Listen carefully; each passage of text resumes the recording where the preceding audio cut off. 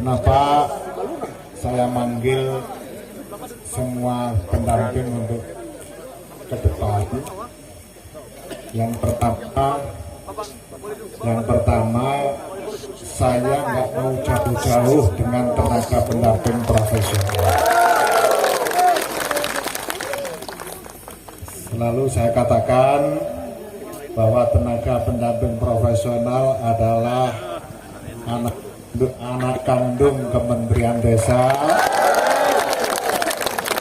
karena dari 3 pilar Kementerian Desa, salah satu pilarnya adalah tenaga pendamping profesional. Yang kedua, kenapa saya minta duduk di bawah? Ini simbol dari kerja pendampingan. Yang namanya kerja pendampingan itu harus dimulai dari bawah. Posisi pendamping harus di bawahnya warga masyarakat desa, bukan di atasnya. Paham? Jadi posisi pendamping harus diawali dengan memposisikan diri sebagai bawahan dari warga masyarakat untuk diajak ngomong, diajak berembuk, diajak maju, diajak berkembang, baru secara bertahap akhirnya terbangun kesetaraan antara kita dengan warga masyarakat. Tapi tidak akan pernah kita berada di atas warga masyarakat. Paham? Paham.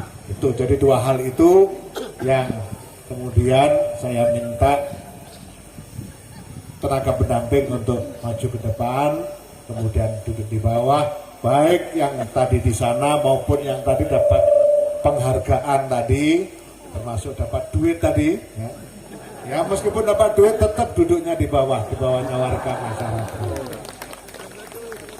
Yang saya hormati dan saya banggakan Pak Bupati Timur Tengah Selatan beserta jajaran Forkopimda, Wakil Bupati, juga Bupati TTS, Wakil Bupati. Hari ini saya sebagai Menteri Desa juga terima kasih kepada seluruh tenaga pendamping profesional wilayah Nusa Tenggara Timur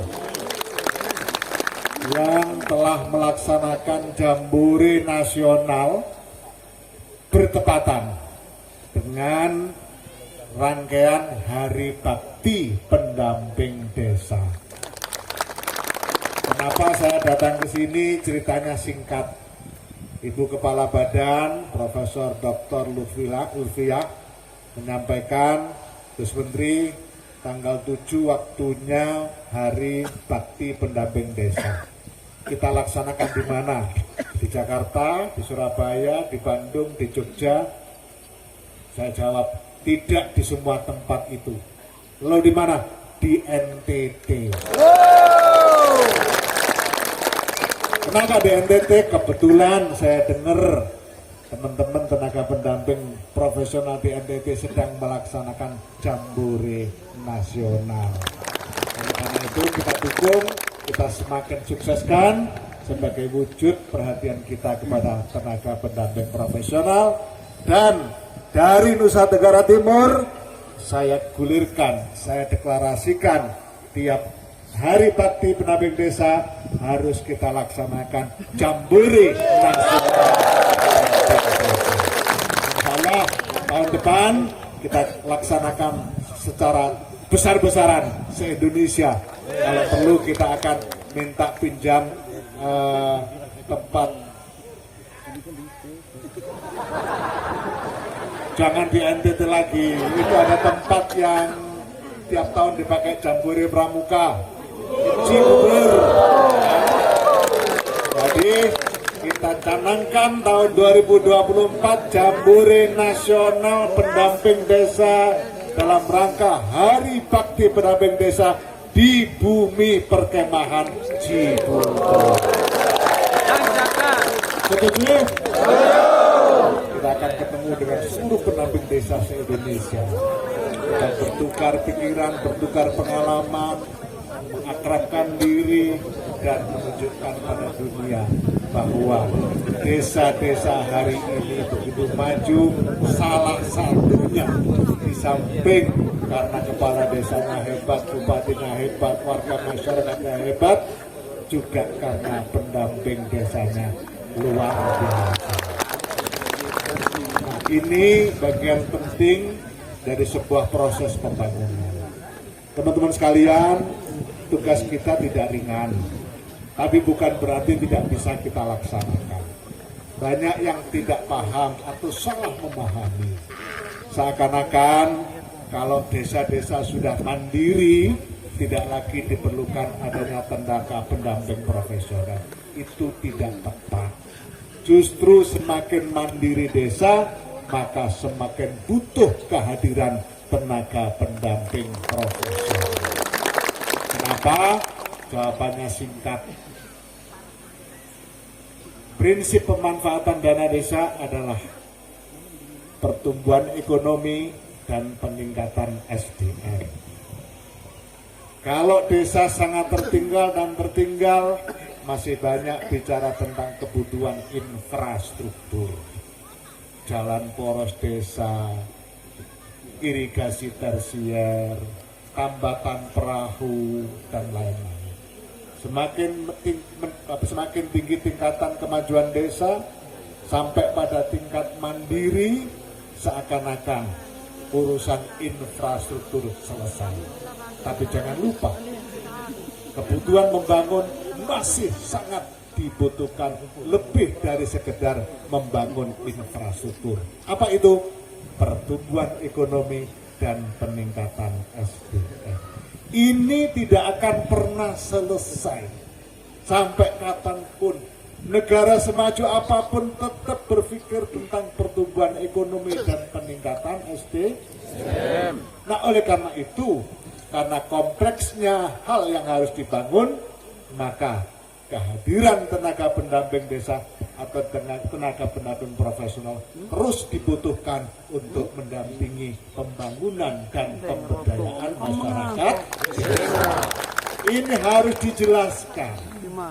Konsekuensinya adalah tenaga pendamping profesional harus juga semakin meningkat sumber daya manusianya. Paham? Paham. Nah, itu artinya setiap waktu kewajiban kita semua, para tenaga pendamping profesional, untuk terus meningkatkan kapasitas. Dengan cara apa? Dengan cara banyak memahami aturan main. Dengan cara apa? Dengan cara terus berupaya agar proses pembangunan dan pemberdayaan masyarakat desa berjalan sesuai dengan koridor yang ada. Dengan cara apa?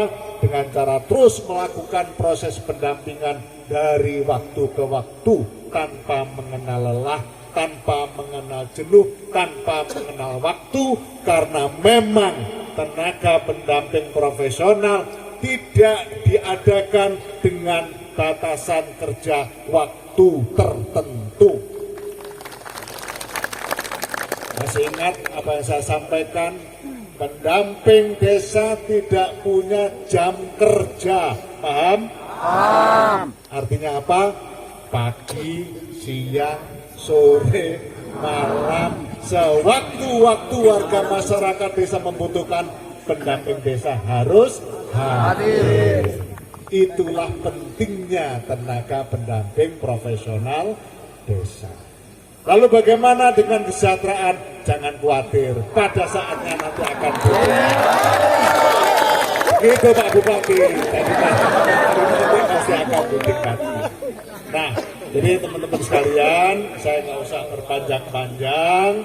Yang penting, ayo terus kita meningkatkan kapasitas diri kita tingkatkan kemampuan kita dalam pendampingan, supaya apa? Supaya warga masyarakat semakin hari semakin sejahtera, yang salah satunya adalah karena kehadiran tenaga pendamping profesional. Paham? Paham. Saya kira itu aja pesan saya.